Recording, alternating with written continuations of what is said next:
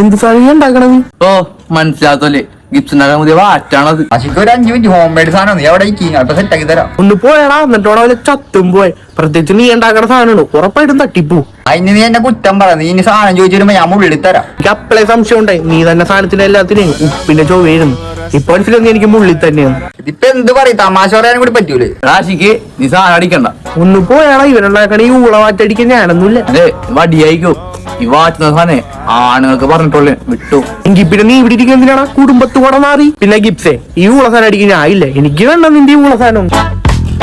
ചേട്ടാ വാറ്റ് ഗിപ്സിനെ വിടുതല്ലേ? ആടെ ആടാ വീട് ആ പിടടിക്കണ കണ്ട ആണ് ഗിപ്സ്. എന്നാ ഗിപ്സ് ചേട്ടാ 2 പൊന്മാൻ വാറ്റ്. ഓ, അപ്പൊ ഇത് ഇന്നലെ തുടങ്ങിയതല്ല. അല്ല, ഇന്നും തരാൻ തുടങ്ങിയല്ല, മെനഞ്ഞാൻ തുടങ്ങിയാണ്. അപ്പൊ പുതിയ ബിസിനസ് ഒക്കെ തുടങ്ങിയിട്ട് നമ്മളോട് പറഞ്ഞില്ല. വിഷം പോയി ഗിപ്സേ, നല്ല വിഷം പോയി.